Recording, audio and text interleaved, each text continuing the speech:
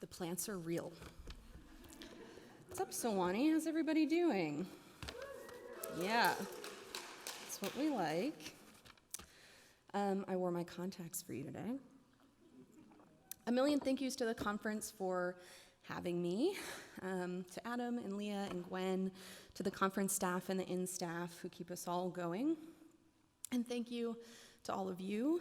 You are all stone cold stunners, and I hope you feel that in the core of you. I am in utter awe of the people that I meet every day.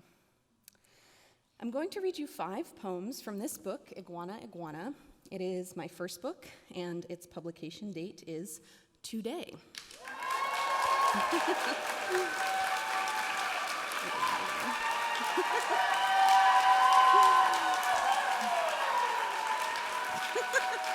Thank you. It's very surreal and very special to slap its ass and welcome it to the world with you. I don't know if doctors still do that, but it's kind of a weird thing that they did. Don't know any babies to ask. Okay, so I'm going to start with the title poem, which I wrote in Key West after finally getting the hang of riding a bike at the age of 30. Iguana, iguana. Things crawl over me here. No-see-ums and biting ants. They make me feel hospitable, like at last, I'm a good host. Stop itching, I tell myself. We have guests. What is a guest, if not something that takes a little bit of your life? In the cemetery where I practice pedaling, sailing circles around the dead, iguanas sunbake and scurry the white slabs, the green length of them defiant drapery in death's pale parlor. I'm told they're invasive, even their taxonomy, iguana, iguana. It's too much, too many iguanas, the William Carlos Williams of reptiles, or the man my mother loved after my father, Jim James, who chugged caffeine-free Diet Pepsi and made his pecs dance, recited the 3 words of Italian he learned from Sylvester Stallone, ti amo and andiamo. He once argued with me over my stubborn belief that 10,000 was like the same thing as 1 million. I was never good with numbers. He was never good with kids. He built things and made my mother laugh. Maybe too much. Maybe for the wrong reasons. During cold snaps, the iguanas freeze and fall like stoned fruit from the trees, wake only once their core has warmed. I won't be here to see it. It's the off-season now, August, everything dank and hot-blooded, which is what I think my mother liked about Jim. Something raw about him. The pink scars were his own mother's boyfriend, stubbed out cigarettes on his arms, or how he called "Here, kitty, kitty" nightly into the dark after the cat ran away. She was a stray to begin with. We lured her into our lives with milk, named her Fitty Fat the kitty cat, let her eat and fuck and kill as much as she wanted. Litters of kittens and kibble and dead birds piling up. What else is there to say but everything we've said before, over and again? Iguana, iguana, Italian stallion, here kitty kitty, andiamo, Jim James. What is a child, if not something that takes a little bit of your life? He wasn't a bad man. He made my mother laugh.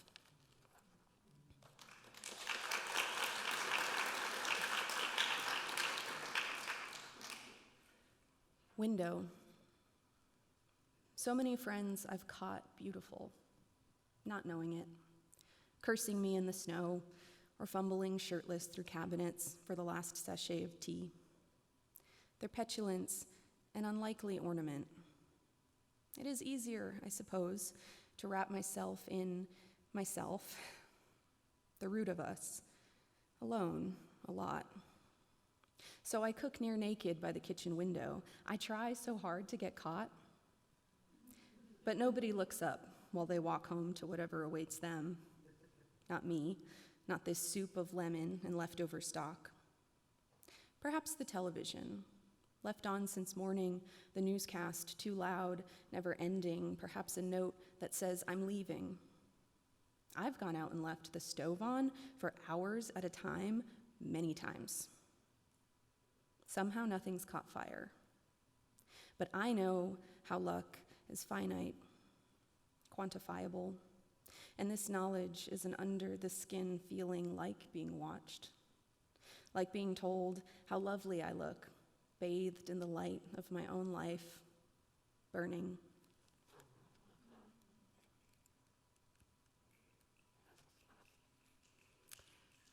Lightning suspected in deaths of horses. I want to take you to the black mud spring pasture where 6 horses fell and did not get back up. I don't know if they were dark or dappled. I wasn't there. I read it in a newspaper in Vermont, sitting at the counter of a diner that no longer exists. Lightning suspected in deaths of horses. Small article in a bottom corner, not much more information than that. It struck me. I'm not trying to be funny. I carried that headline around until it became a slogan, although I'm not sure what I'd been sold. Maybe this. The sky opens, you kneel and beg its mercy, and it doesn't make one lick of difference. Or maybe light appears and your life is transformed. Finally getting exactly what you asked for all along, a shift in luck, sudden brilliance, your body lit, electric, your own enough to let it go.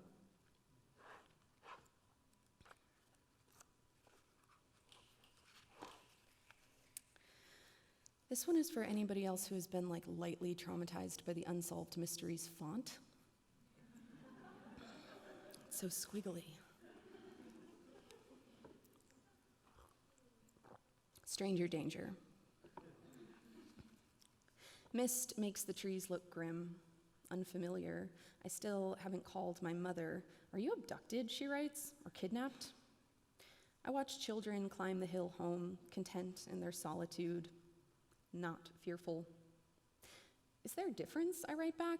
Also, hello, I'm alive. When I was a child and unable to sleep, she would read me The Dangers of Strangers. Pigtailed girl on the cover, red-ribboned, paused at the knob behind which lurks the shadowy figure of a man. Inside, strangers with candy and vans, lost puppies. She had me recite our address and spell my last name until my lids grew heavy. Outside lurked coyotes, mostly. My older brother, sneaking cigarettes behind the garage, young mouth set tight in a bleak line, squinting towards the ancient bodies of the trees, the little creek that never rose except to flood. He was a child then, as much as he ever was, maybe 13. He crept wounded through the wet woods, caught bugs. He feared nothing except being unloved. And he says now, vans, like all vans, tinted windows. I tell him, no kidding, say, now add to that most men. We're grown, but we're still her children. And I believe now it wasn't dying we dreaded, but being drawn away from her, the woman who had known too many monsters to believe in safety, who told us their shapes as if knowing could protect us, as if anything could protect us but her. Kidnapped, she writes, is usually for ransom. I would stand a chance of getting you back.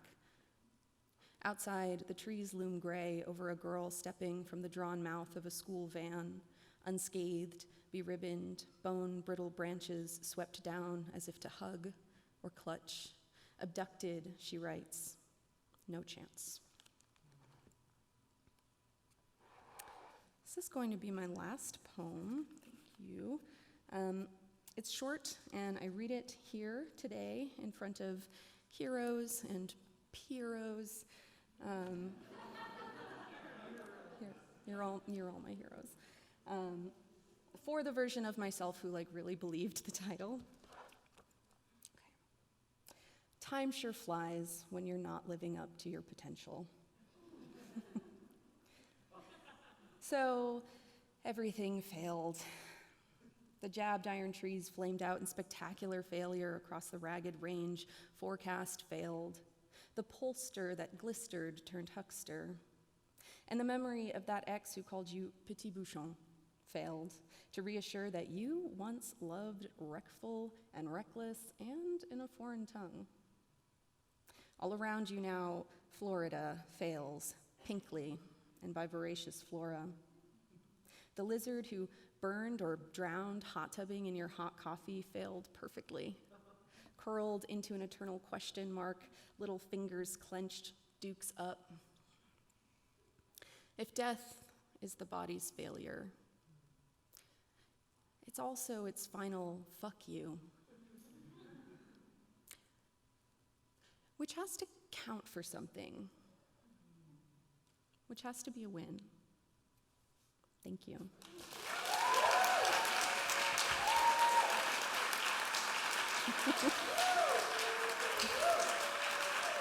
Please join me in welcoming Jaquira Diaz.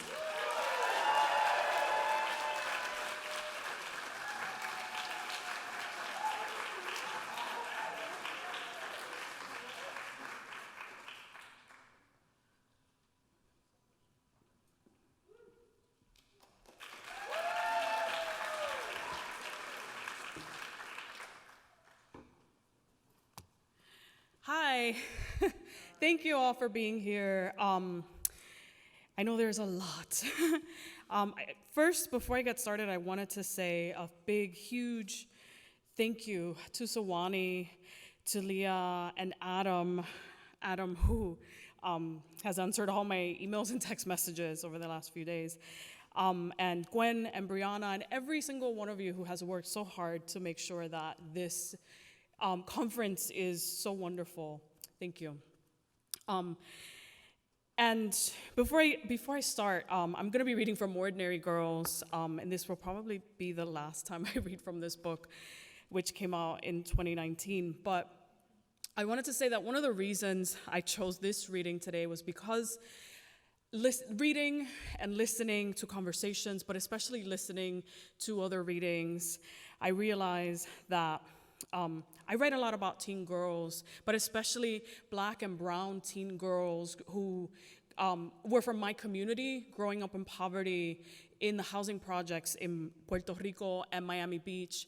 And teen girls can't catch a break. And I keep feeling that. The more I try to stop writing about girls, the more I feel like I need to just keep doing it. And especially, I also want to acknowledge this moment in our history where it feels like girls and women just can't catch a break. And, not just girls and women, right? But there are a lot of us, especially if you're queer and trans and marginalized in some other way. So this is a reading from Ordinary Girls, and there are several excerpts. I'm kind of skipping around the book. And the first part is out of a chapter called Candy Girl. We kept each other's secrets, wiped each other's tears, protected each other. We passed notes during class. We told each other everything, our fantasies and our crushes, the latest argument with our parents, the TLC concert we'd been saving up for, the guy who confessed his love while we rode the bus together on Friday after school. We sat together in the cafeteria, found each other in the hallways. We harmonized to Shy's If I Ever Fall in Love or En Vogue's Hold On while we waited for the bell to ring. We went on missions together, cutting class and catching the bus to the mall or the flea market or the beach, singing Whitney in the back of the bus. We snuck out to salsa music festivals at Bayfront Park on the weekends, turning each other to Andy Montañez's Casi Te Envidio and Frankie Ruiz's Mi Libertad until the park closed.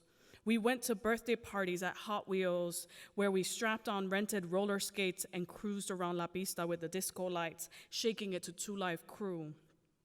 We wore short shorts and crop tops, baggy jeans and basketball jerseys, big hoop earrings, and no matter what, everybody had opinions about how we dressed, called us tomboys or hood rats or fast girls. Our shorts were too short, our jeans too tight, too baggy, our voices too loud. Everybody wanted to control what we wore, what we did, who we did it with. We were not the girls they wanted us to be. We were not allowed to talk like this, to want like this. We're not supposed to feel the kind of desire you feel at 13, at 14. What kind of girl, they loved to say. What kind of girl? Even as they took what we gave, took what we tried to hold on to. Our voices, our bodies, we were trying to live, but the world was doing its best to kill us. We would have boyfriends that didn't last the year, the month, the week, older guys who didn't go to school, who drove Broncos and Camaros and Cutlass Supremes. We would hide them from our parents, our friends' parents. When we got tired of them, we would break it off, but sometimes they wouldn't go. And instead, they'd show up at the pool or the movie theater or the roller skating rink uninvited, asking to talk to us just one last time. We were 13, 14, 15, and they were men in their 20s. And no matter how we said no, they would keep coming back until we had babies or abortions, and then they would leave. We were girls, but we'd spend the rest of our days together if we could, until one day we realized that without meaning to, we grew up, grew apart, broke each other's hearts. The spring China turned 15, we were herded into a banquet hall for her quinces, all of us in our magenta ball gowns, elbow-length gloves, hair pinned up in elaborate twists, lips painted red. We walked down the aisle, our dance partners in their black tuxedos, magenta bow ties to match our skirts. As Tiempo de Vals blared from the speakers, we swayed to the music like we were in some old movie, counting 1, 2, 3, 4, 1, 2, 3, 4 in our heads with the rhythm of the music, just like China's tia had taught us, the boys' hands at our waists, our palms sweaty in our tacky-ass gloves. We winked at each other from across the room, stuck our tongues out when we caught China's eye, giggling while her family watched from their extravagantly decorated tables. We twirled and twirled in our wide skirts, and when the song finished, we kept dancing. Another song and another, all of us smiling and sweaty and breathless, overcome with too much Keith Sweat and Boys to Men, too much Freak Me and Rub You the Right Way. We stopped caring about how anybody saw us, what they might think. After the boys had left the dance floor, after the pictures and the cutting of the cake, after all of us changed out of our magenta ball gowns into little black dresses we'd picked out for ourselves, after we let our hair down and kicked off those ridiculous heels, we went back out on the dance floor, just the girls, hanging on to each other. We sang along to every song, our cheeks flushed, our curls sticking to our foreheads, the backs of our necks. Our shoulders and backs glistening, and we stopped thinking about the real world and our real world problems. Who was on house arrest, whose brother had just gotten a 10-year sentence for racketeering, whose parents were living paycheck to paycheck. We felt the music vibrating through our bodies, fingers to toes, the beats hammering on our chests, filling us. We were beaming. We were breath and rhythm, laughing and laughing in each other's arms. And for a while, as the world was spinning, blue and red and yellow lights flashing all across the banquet hall, I looked around at us, at my girls, round faces covered in their mother's makeup, how we would all be in high school in a few short months, and all I could see was how much I loved them, how much I loved us. I didn't know it yet, none of us did, but it would be these hood girls, these ordinary girls, who would save me. The fall after China's Quinces, the year we started high school, Shorty and I became friends. We'd known each other before when we met sorry, I'm gonna skip ahead. That winter, We watched New York Undercover on group phone calls, Boogie and China and Flaka and Shorty and me, all of us on the party line, screaming at the TV when Malik Yoba, Michael De Lorenzo, and Lauren Velez took off down the street chasing some drug dealer. We cut pictures of Jodeci and Boyz II Men and Tupac from magazines, taped them on the covers of our notebooks. We watched Janet and Pac fall in love in poetic justice, and we all wanted to be Janet, scribbling poems on the margins of our textbooks, strutting into school in baggy jeans and combat boots. We watched The X-Files, imagined ourselves solving paranormal mysteries, having alien babies, turning into monsters. And then we speculated about the size of Mulder's dick. We felt the warmth of that place between our legs, and there was nothing monstrous or strange about it. That winter, we measured out our life in songs, singing as we put on eyeliner in front of the mirror, as we passed each other in the halls at school, as we waited for the bus across from the park. We belted out Mariah's version of I'll Be There in China's mother's car on the way to a sleepover. We broke into fits of spontaneous booty shaking as we walked along West Avenue when a car drove by blasting Shake What Your Mama Gave Ya as we rode the escalator in Aventura Mall. We choreographed dances to Pop That Pussy and the Uncle Al song at China's house. We knew all the lyrics to every single DJ Uncle Al song. Mix it up and hoes in the house and bass is gonna blow your mind. Uncle Al, who was known all over Miami for promoting nonviolence and peace in the hood, but was shot and killed outside his house in Alapata. We dogged each other till It's Your Birthday while hanging from the monkey bars, lightning in our limbs, while drinking orange sodas at Miami Subs, while tagging the handball courts. Everywhere, Boogie, China, Flaka, Shorty, Jackie. That spring, we paid tecatos at 7-Eleven to get us bottles of strawberry Cisco, took the bus to Bayside, got on the party boats, danced and danced and danced with older boys, handed them our phone numbers at the end of the night. We rode to the all-ages clubs, Pac Jam and Sugar Hill and Bootleggers, where they sold no alcohol, but everybody smoked weed. We passed the blunt across the dance floor, all of us sweaty and smiling, and on stage, older girls dusted with baby powder shook and shook their asses, flashing us their tits, all the girls booing, all the boys screaming, cheering, fists in the air. We smiled at each other nervously, recognizing some of the girls we knew from school, 2 years ahead of us, 3 years ahead of us, our friend's cousin, a girl my brother dated once. And one day that winter, we would hear about one of those girls, see her face on the news about how she and her best friend were found floating in Biscayne Bay, strangled, tied together. Their school pictures all over our TVs for days, for weeks. Their story on the front page of the Sun Sentinel with the headline, "They were inseparable friends and they were slain together." We would remember their dancing, speculate about the who, the how, the why. We would talk about how they were so young, had so much life left to live, as if we knew anything about life and living it. We knew nothing but what eyes could see. That summer, on the last day of school, me and Shorty cut out after lunch, headed to the beach for National Skip Day, 2 of us in Daisy Dukes and chancletas, our curly hair wild and frizzy and sun-streaked.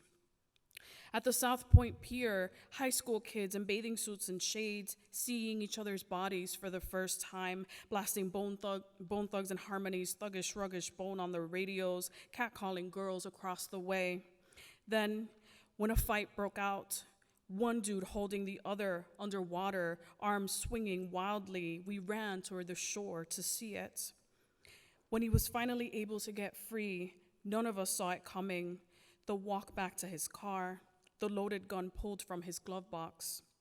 How we lost each other in the madness, Shorty running down the shoreline, and me heading for the water, the bodies on the sand, all of us scrambling away from the gunfire. Later that night, we would watch ourselves on the news, all those teenagers loose on the beach, on the pier, no parents anywhere, the faraway spray of white caps breaking. Just weeks later, me and Shorty were back on the beach, knocking back oldie with some dudes we just met, the sun on our faces, bikinis under oversized t-shirts. We walked a couple blocks to their place. And once we were there, 15 and 16 and in a stranger's apartment, DJ Playero's Underground on the radio, it was so clear, so easy to see how they separated us, knew exactly what to say. Shorty in the bathroom, me in the living room, the bottle half empty on the floor. How I never thought to ask how old he was, old enough to buy alcohol, to have his own apartment. How he ripped my bathing suit, the banging on the bathroom door, his hand over my mouth, the music so loud. How I pushed back, kicking, reaching for the ashtray, the remote, anything, until finally the bottle, and I was Shorty, and Shorty was me, and we were every girl. We had not been alone. All of us in that apartment, in that bathroom, all of us breathing, alive, lightning in our limbs, banging on that door for minutes, hours, a lifetime. And for a moment, I thought it was possible that I could lose her, that I could be one of those girls. It was the same the next summer and the summer after that. We went right back to drinking, smoking, fighting, dancing, running away. We wanted to be seen, finally, to exist in the lives we'd mapped out for ourselves. We wanted more than noise. We wanted everything.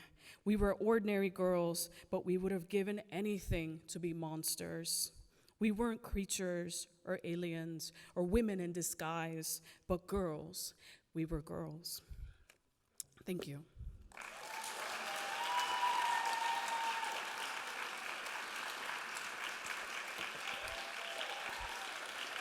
Put your hands together for Claire Luchette.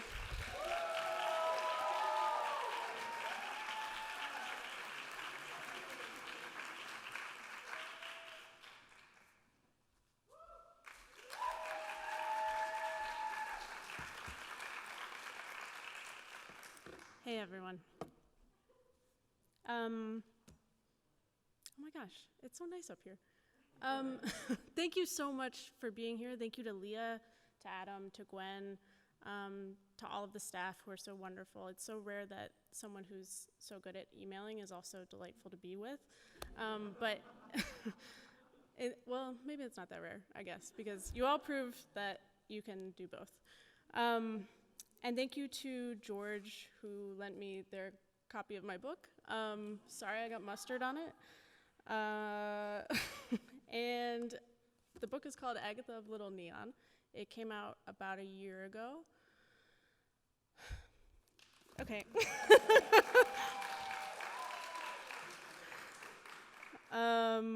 Okay. Yeah, all right, so.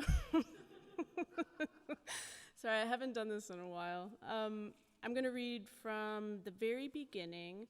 The book is divided into 3 parts: poverty, chastity, and obedience. And this is poverty.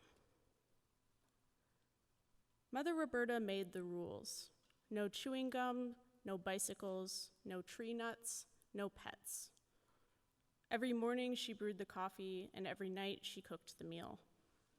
Twice a year she sewed our made-to-measure habits from yards of a black poly wool blend. She embroidered pillows, made punch from powder, wrote the homilies for the priest. When Father Thaddeus came to Lackawanna, he suggested she might take a break, relax. She was 81, frail as filament, and had started having bad days. Lapses in memory, slips in the shower. She sometimes peed herself. Twice in 1 month, we'd had to rummage through bags of trash in search of her false teeth. Mother Roberta acquiesced. She would try to relax. She began to spend her days behind a newspaper held wide or at the kitchen table with a cup of red rose tea, staring at a spread of puzzle pieces that she never seemed to touch. But while we weren't looking, she put all 1,000 pieces where they were meant to be, and one afternoon the puzzle was finished. A moonscape.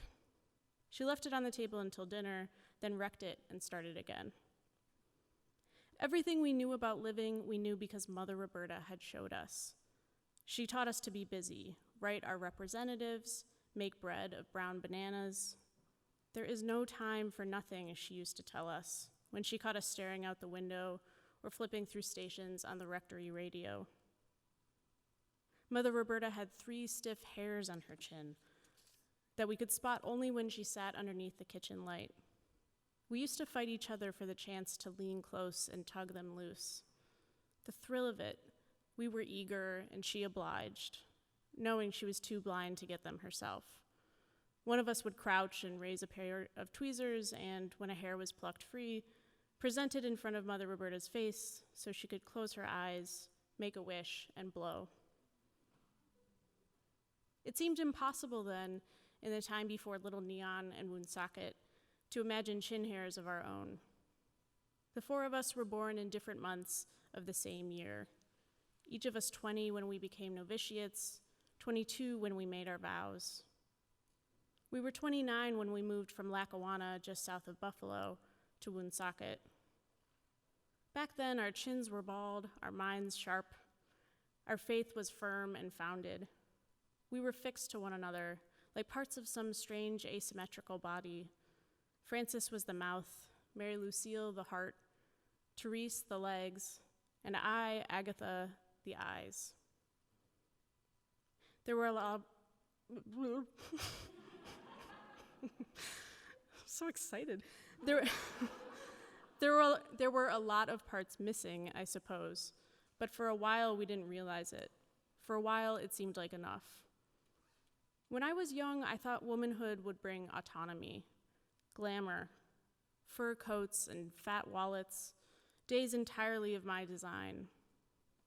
I planned as a girl to become the kind of woman who kept a pen in her breast pocket. It seemed important that when I grew up, I always had my own pen, that I never had to borrow anything from anyone else. Now that I'm on my own, the thing I miss most is time spent in a parked van with my sisters, waiting for one of us to root through her bag and find whatever it was the other needed the most. Mother Roberta was practiced at doing away with her anger. She did not cry, she did not yell. Instead, she'd scowl, mutter, "son of a pup," and hock a loogie. I'd watch her draw up from deep in her throat and sink one into a hanky or far off into the grass. Wait, real quick. I saw some review of my book that was like, the spitting was absolutely disgusting.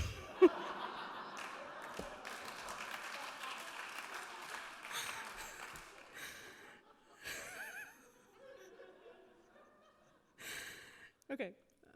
I'd watch her draw up from deep in her throat and sink one into a hanky or far off into the grass, and I saw that for a moment she was set free from whatever had taken hold of her. But sometimes the spitting wasn't enough. Sometimes dishes shattered. She would say, "I lost my grip," and I would nod and bring a broom. One time, she hung up the phone so hard the receiver cracked in half. Another time, I found her standing in front of the kitchen sink, where she had lit a section of the newspaper on fire. "What are you doing?" I said. She waited for the flames to die before she switched on the faucet and told me she was just cleaning up. There were many days like that, days when I knew to stay out of Mother Roberta's way. But there were other days when she wanted us close, when she'd call us to the kitchen to help her peel potatoes or pull the husks from corn, or tell her a story while she alphabetized the spices. And those are the days I like to remember. I can still see that version of us, younger and more at ease, returning from some errand, ambling down the grassy hill toward home. The sun pours down and makes parts of the road seem to shine, and we are buoyant, pink-cheeked, walking 4 across. The wind lifts our veils as we pick up speed, and we rush past trees made to droop by the weight of some forgotten snow. Our whole world waits for us at the bottom of the hill, and we start to run, desperate to reach the driveway's end, where, through the kitchen window, we can see the face of Mother Roberta. She glances up from whatever task has kept her busy, and her face is expectant, lit up with love. And even now, years on, I can hear her voice. "Oh, they're back," she cries. "They're back." I've lost track of all the things we couldn't keep. When there were still babies to look after, their mothers brought us gifts, nougat candy and good red wine and blown glass ornaments. One afternoon, a box of frozen T-bone steaks, individually wrapped. After a baptism, we were given a basket of fragile fruit, soft pears, chunks of pale pineapple on sticks. After a funeral, Mother Roberta was once handed a $100 bill. This she tucked in her habit to give to the rectory. The other things we gave away, the miscellanea to the thrift and the perishables to the food bank. This wasn't always easy. We were tempted by the steaks. Mother Roberta refashioned our future in one afternoon. She called a sister she knew in Albany, who talked to her mother superior, who passed along the phone number of a deacon in Hartford, who put her in touch with a vicar in Boston, who told her his archdiocese was strapped for cash too, but he knew a woman religious who might be able to help. Abbess Paracleta headed an order that ran a halfway house called Little Neon in a town in Rhode Island called Woonsocket. Little Neon needed help. The live-in counselor had quit a couple of weeks before, and Abbess Paracleta had been filling in while she tried to find a replacement. She was looking for someone to keep people out of trouble. Ideally, someone with experience, Abbess Paracleta said, but maybe one of us would do. What about all four of them? Mother Roberta said. And Abbess Paracleta said if we didn't mind sharing the attic, she didn't see why not. We didn't know much about addiction, about homelessness, but we knew how it could look. We'd watched a man nod into his own lap in the Tim Hortons on Abbott Street, had seen kids hawk lone red and white carnations in plastic sleeves to drivers on the interchange off-ramp. We'd heard the spellbound murmurs of the woman who sat all day at the bus shelter on Fillmore, and we offered these people things we thought they might want. Some days one said yes to a cheeseburger or a fillet of fish or a hot coffee, and other days no one wanted anything but whatever coins and cash we had. We were many times not helpful at all. One winter, Mary Lucille came across a man asleep next to the grocery carts in the top slot. She tapped him on the shoulder and asked, when he roused, if he wanted a ride to the shelter. He shook his head. Or she said she could take him to McDonald's for a chicken sandwich or fries or parfait. A parfait, the man said. He squinted at her. What the hell is a parfait? I'll stop there. Thank you so much.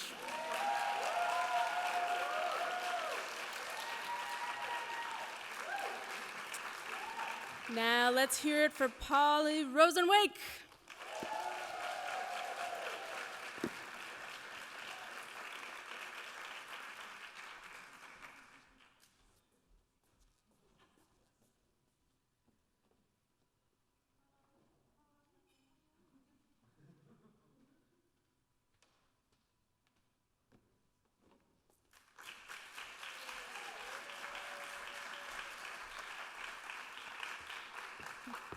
Hello. Thank you to all of the lovely and brilliant and kind people here who've made this such a wonderful experience to be here. I'm going to read from the last story in my collection, Look How Happy I'm Making You, which is about women's experiences with pregnancy and with becoming mothers for the first time. So I want to give a shout out to the parents of young children who have made it here, and to the parents of children who once were very young, and to those who may have attempted what I describe in this story that I'm about to read. So in the interest of time, I'll be skipping some parts in the story, which I think doesn't really matter because sleep training a baby is so very uneventful and very tedious. So I'll try to speed things up. Thank you. Parental fade. You can do it the long and painful way or the quick and painful way, the pediatrician says. The quick and painful way, otherwise known as crying it out, means putting the baby in her crib at bedtime, shutting the door, leaving her there till morning. Whatever it takes to ignore the cries. Blast the TV, have noisy sex, take turns leaving the house. This is what we must do. The long and painful way is called a parental fade. Put the baby in her crib and get comfortable in the rocking chair. Don't pick the baby up. Try not to even touch her. Wait for her to settle her own self down, cry herself to sleep. Each night, move the rocker farther away from the crib, remain in the room for a shorter amount of time. Crying it out takes a few nights at most.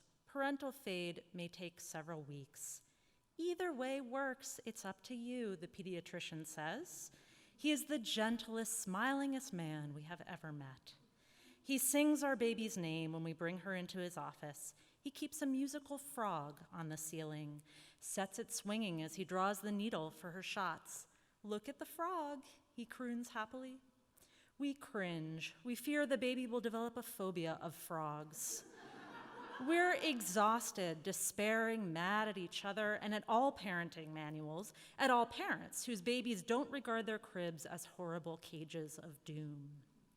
Our insurance covers a 30-minute sleep consultation. It's coded as a necessary medical intervention. Now our 30 minutes are up. The pediatrician offers a final compassionate smile. Believe me, it works. You'll be surprised. You'll be relieved. You'll be okay. We are in our 40s. We look it and feel it. This doesn't fit with our vision of how the world should work. We should be 23 always, uncertain of the future, yet convinced of the promise it holds. Though we could potentially be the parents of a 23-year-old, we feel too young for parenthood. Mama and dada? How can these words apply to us? We still have trouble with ma'am and sir. No, we have to remind ourselves this is how the world works. Our own parents and step-parents are senior citizens, retired, ailing, acquiring new knees and hips, losing their memories. All of our grandparents are gone. Pictures of these people from another time line our mantle. They are young there, dashing in their military uniforms, Zaftig in their bathing costumes, stern in their wedding attire. We would like to have known them then, but we were born too late. The 70s will be as remote to our daughter as the 30s are to us. So it's decided, starting tonight, parental fade, an aging rock band, a haircut for the going bald, a chronic illness, the way of the world. We wish we could do quick and painful, but let's be realistic. As soon as we put the baby in her crib, she'll stand up and scream. She'll either never lie back down or she'll collapse in a mangled heap. She'll cry so hard she'll throw up and then choke on her own vomit. We'll have to go in and check on her, and all will be lost. As we stack plastic cups and wind the mechanical mouse, we debate which one of us will work the shift tonight, set the parental fade into motion. One of us rocked her to sleep for 2 hours last night. One of us got up with her at 5:45 this morning.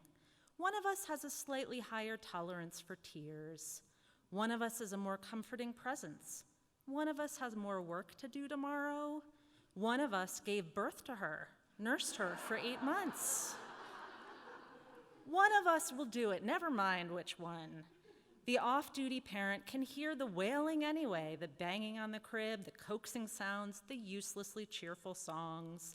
The waiting outside parent knows from the interlude of silence, followed by renewed fuming, that the inside the room parent has cheated, picked the baby up for a moment, and then put her back down. There's the pull to give in, to give up, but we told the doctor we'd try this. We joked about it to our friends. We promised each other, and we promised ourselves. We're trying to remember what life was like before this baby. Interesting, mundane, hopeful, fearful, easy, tiring, good, disappointing, in many ways the same as it is now. People say that a baby changes everything, but is that true? Are we more patient or less? More generous or more selfish? More engaged with the world or more in retreat from it? More accepting of mortality or more frightened of dying? These are things to think about, lying in bed with a pitiful soundtrack or rocking and rocking in a sad, dark room. Let's be scientists, attentive but detached, asking questions, recording observations, setting emotional impulses aside. The baby is crying. Why do babies cry? A primal reaction, an evolutionary advantage. Long ago, there was a race of tranquil, non-crying babies. when they wanted milk, when they wanted comfort, when they wanted to be picked up and rocked to sleep, their faces simply assumed sweet and hopeful expressions. A small number of parents always responded to these cues, kept their sweet and hopeful babies safe, taught them to speak, to make polite requests, to shrug in a "that's life" way when they didn't get the things they wanted. But the majority of parents didn't do so well, being blessed with an undemanding mum's the word baby. Their babies were malnourished, caught colds, and then pneumonia, got lost in the woods, trapped in caves, eaten by animals. Eventually, this race of babies died out. The shriekers, the protesters, the "you better fucking do something" babies. These were the ones that survived to pass on their talent for bellowing, for making themselves heard with a sound that reverberated inside their parents' bodies in that place between the stomach and the rib cage, the seat of love and panic. Think of things that fade: jeans and hair dye, paper and summer, music, clapping, laughter, the sex drive, the glow of human skin. Think of things that don't fade: the colors and paintings by the old masters, evolutionary principles, a certain order of things, Earth orbiting sun, spring following winter, children succeeding parents. We remember nights when we couldn't sleep as kids. The house was quiet, the tree outside the bedroom window loaded down with blossoms or skeletal in the dark. At first, we celebrated our freedom, crept downstairs and pulled the joy of sex from its camouflage place on the bookshelf, ravaged the Haagen-Dazs, turned on a late-night movie about a bulimic or a serial killer, opened the drawer with our parents' private papers, thought better of it, then closed the drawer and went back to bed. Sheep leapt across a meadow, counting anxieties. The Sandman got into a motorcycle accident on the highway. We tried everything, lying on a beach and letting the waves wash over us, relaxing every part of our bodies, masturbating against pillows and dolls, petitioning gods we were supposed to believe in. We envisioned catching fly balls, living out in the woods, punching some people in the face and kissing others on the lips. We imagined that our parents were not our parents, that our real parents were out there somewhere, movie star princess and sorcerer king, Judy Blume and Cal Ripken Jr., perfectly normal mom and perfectly normal dad. Someday we will tell you this story, how helpless we felt, how weak, how unprepared, how we couldn't imagine you falling asleep on your own. And for years you've been doing it, lying down in your bed in the dark and trusting that soon the darkness will overtake you.